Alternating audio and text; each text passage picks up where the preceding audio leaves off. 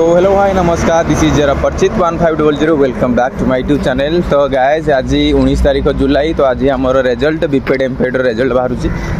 तो आपण मैंने रिजल्ट केतल देखिपारे, तो आपण मानक व्हाट्सअप रे मे भी आसीज रिजल्ट सीट गुड़ा सेंड करदे। तो आपण मैंने 11टा पर आपर देखिपारे जमी आपर इंटीमेशन लेटर बा इंडेक्स कार्ड जमी आप संध्यार बेले आपण मानक आसते आप डाउनलोड करते सेहीपरी आप 11टा टाइम संध्या 11टा पर्यटन आपण रिजल्ट आप देखिपारे। तो कहीं भी ओरिड हबार ना, जहाँ भी रिजल्ट जहाँ भी होती जहाँ भी नई आपण मैंने भांगी पड़ार ना। आपर नेक्स्ट ईयर आपण मैंने भल देवे।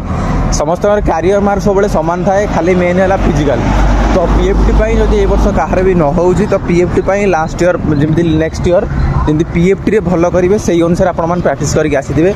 ओके आउ ये कौन हम ना जो पिला टिके भूल भाल कर तो से मे भी जा कटि जाई पारती। तो टिके भी होप आप रखी था मोर भी हम। ओके।